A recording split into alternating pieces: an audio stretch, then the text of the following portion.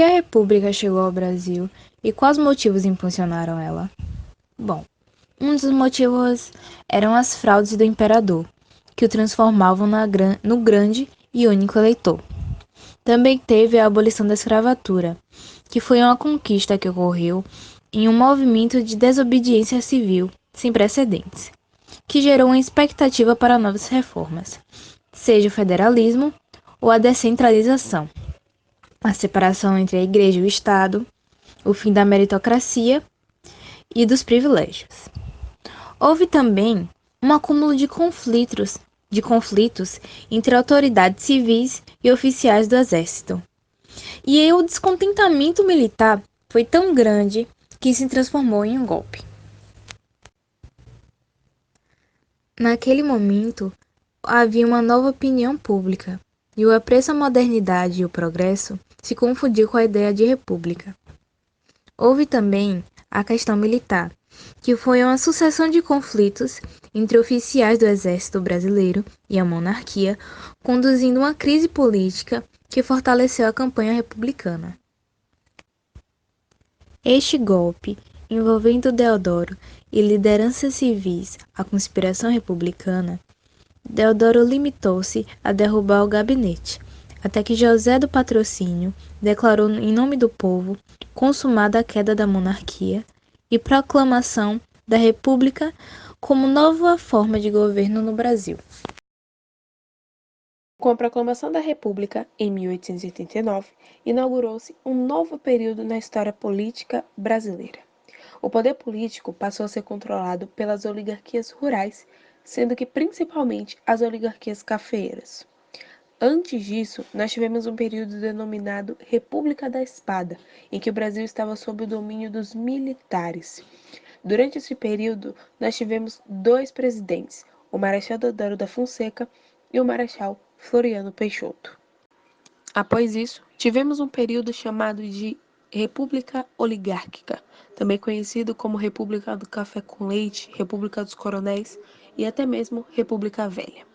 A República Oligárquica foi do ano de 1894 até 1930 e é caracterizada pela alternância de poder entre as oligarquias cafeeiras dos estados de Minas Gerais e São Paulo. Para que possamos entender melhor a República Oligárquica, é importante que a gente entenda bem o conceito de oligarquia. Oligarquia é uma palavra que vem do grego e significa governo de poucos, ou seja, é um governo designado a um determinado grupo de pessoas, famílias, que está unido por uma mesma atividade econômica ou partido político. Pessoas que têm algo em comum, uma determinada classe. Então, a oligarquia acabava formando grupos fechados e pessoas que tinham pensamentos diferentes a eles eram acabadas deixadas de lado. Então, a oligarquia é isso, um governo para poucos. E foi nesse período que o Brasil estava. No Brasil, o período é identificado quando as oligarquias rurais dominavam o cenário político brasileiro. Uma das principais características desse período da história do Brasil é a política do café com leite, em que basicamente somente os cafeicultores e fazendeiros dos estados de São Paulo e Minas Gerais poderiam ocupar a presidência do país. Eles ficavam se revezando a ocupação do cargo. Outra característica importante da República Oligárquica é que os presidentes eleitos usavam a sua influência política para beneficiar os cafeicultores e garantir a sua permanência no poder. Deste modo, era importante construir alianças estaduais, como a política dos governadores, e assegurar o resultado eleitoral através da fraude. Ou seja, eles meio que compravam e manipulavam os votos de cada pessoa. E isso ficou conhecido como voto de cabresto. Os chefes locais que existiam essa prática eram denominados coronéis, apesar de não estarem vinculados ao exército. Assim, essa política de conseguir votos pela força e troca de favores ficou conhecida como coronelismo. Coronelismo são o voto de cabresto, fraude eleitoral, política do café com leite e a política dos governadores. Falando um pouco sobre cada uma, começaremos pelo voto de Cabresto. Na República Velha, o sistema eleitoral era muito frágil e fácil de ser manipulado. Logo, os coronéis compravam votos para os seus candidatos ou trocavam votos por bens materiais. Como o voto era aberto, os coronéis mandavam os capangas para os locais de votação com o objetivo de intimidar os eleitores e ganhar os votos. Fraude eleitoral. Os coronéis costumavam alterar os votos, sumir com as urnas e até mesmo patrocinavam a prática do voto fantasma. Este último consistia na falsificação de documentos para que as pessoas pudessem votar várias vezes, ou até mesmo utilizar o nome de falecidos nas votações. Política do café com leite. No começo do século XX, os estados de São Paulo e Minas Gerais eram os mais ricos da nação. Enquanto o primeiro lucrava com a produção e exportação do café, o segundo gerava riqueza com a produção do leite e derivados. Política dos governadores. Os governadores dos estados e presidente da República faziam acordos políticos na base da troca de favores para governarem de forma tranquila. Mas o fim do coronelismo existiu. Com a Revolução de 1930 e a chegada de Getúlio Vargas à presidência da República, o coronelismo perdeu a força e deixou de existir em várias regiões do Brasil. Apesar disso, algumas práticas do coronelismo, como por exemplo a compra de votos e fraudes eleitorais, continuam ainda existindo por um longo tempo em várias regiões do Brasil. Com base em matéria da agência Câmara Notícias e em um texto da professora de História, Juliana Bezerra, disponível no site Toda a Matéria, faço uma breve análise sobre os primeiros presidentes da República e também sobre o último presidente da República Velha. Deodoro da Fonseca foi o primeiro presidente da República. Ele participou da Guerra do Paraguai. Foi então que se envolveu na chamada Questão Militar, série de eventos que colocou em confronto direto oficiais do Exército e políticos conservadores e monarquistas. Após Deodoro, veio o Marechal Floriano Peixoto, que também era veterano da Guerra do Paraguai. Ele havia sido eleito pelo Congresso vice-presidente do Brasil. 9 meses depois, com a renúncia forçada de Deodoro da Fonseca, ele seria o presidente efetivo. Restabeleceu o Congresso e suspendeu o estado de sítio. Foi considerado como consolidador da República e lançou as bases de uma ditadura de salvação nacional. Floriano fez um governo nacionalista, austero e centralizador. Tornou-se um marechal de ferro. Ele queria a reeleição, que era constitucional, mas se recusou a dar um golpe articulado por seus aliados contra a posse do civil Prudente de Moraes. Prudente de Moraes foi o terceiro presidente do Brasil e o primeiro civil a assumir o cargo. No contexto da República Velha, ele representava a ascensão da oligarquia cafeicultora ao poder nacional, após um período em que ela dominava apenas o legislativo. Após Prudente de Moraes, veio o presidente Campos Salles, que começou a política do café com leite. Dando um salto na história, chegamos ao presidente Washington Luiz, que tentou dar um impulso à economia, construindo estradas como a Rio São Paulo e a Rio Petrópolis. Mas este presidente foi deposto pela Revolução de 1930, pondo fim à política do café com leite e à República Velha. Observando a história do Brasil e a história dos presidentes da República, podemos chegar à seguinte observação. O modelo republicano admite que diferentes visões e diferentes projetos guiem o país. Esta é uma grande diferença entre a república que temos e a monarquia que tivemos. A multiplicidade de opiniões dá ao Brasil maior chance de obter sucesso na busca pelo progresso. E é este progresso que desenvolve o país.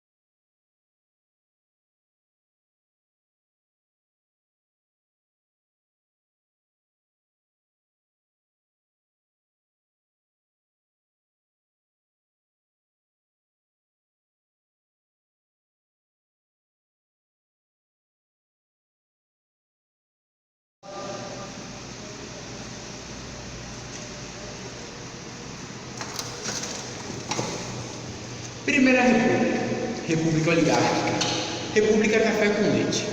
Para você que está estudando a Primeira República, é importante entender que essa época foi marcada por diversos movimentos, tais como a Revolta da Chibata, a Revolta da Vacina, a Guerra do Contestado, o Cangaço, Guerra de Canudos, entre outros.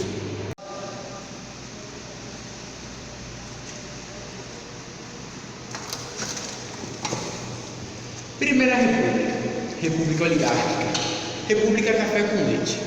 Para você que está estudando a Primeira República, é importante entender que essa época foi marcada por diversos movimentos, tais como a Revolta da Chibata, a Revolta da Vacina, a Guerra do Contestado, o Cangaço, Guerra de Canudos, entre outros. Guerra de Canudos, 1893 a 1897. Antônio Conselheiro era quem liderava esse movimento. Ele era tido como um inimigo da República, um monarca. Ele era tido como um intruso no sistema. Sua sociedade, ela era tida como alternativa, ela era tida como estranha. Entretanto, ela era autônoma, ela não precisava de outros meios externos para fortalecer-se. O que acontece é que ele transforma Canudos em Belo Monte, um nome filosófico, um nome sagrado. E de que forma isso veio influenciar a sociedade dessa época? As pessoas que trabalhavam nas fazendas, dos grandes latifundiários, elas se sentiam, melhor falando, tentadas a ir por uma vida melhor, porque a delas já não era tão boa. Fiéis pararam de ir para a igreja e foram para Canudos, no caso já Belo Monte. E tudo isso gerou uma certa tensão por meio da classe dominante. O que acontecia? Eu tenho minha fazenda, e como é que eu vou querer que os meus trabalhadores migrem de um lugar para outro e que não voltem mais, ou que saiam e demorem muito tempo, que eles não tenham mais, que eu não tenha mais o domínio sobre eles? O que acontece? A classe dominante reclama seu direito e acaba enviando missões para destruir Canudos, no caso Belo Monte, sendo que 3 delas foram frustradas porque os soldados eles não conheciam os lugares, não conheciam tudo que acontecia por aquela vegetação. E no quarto eles ganharam porque eles precisaram do presidente. Foi toda a força federal para Canudos e assim aconteceu esse massacre. Tenentismo, 1920 a 1930. Ele acaba com a ascensão de Getúlio Vargas ao poder. O que essa época totalmente oligárquica tem a ver com os tenentes? Grande parte deles era formada por tenentes novos, os quais queriam mudanças no sistema educacional, ou seja, eles queriam um fundamental completo, obrigatório. Eles queriam Curiosidades. De onde será que surgiu o nome República Velha? Bom, em 1930, houve uma revolução liderada por Getúlio Vargas, período em que começa a Era Vargas, e foi Getúlio que denominou a Primeira República do Brasil de República Velha. Estendeu-se por grande parte. Você sabia que os brasileiros já chegaram a ter criatórios de ratos dentro de casa? É isso mesmo que você ouviu, ratos dentro de casa.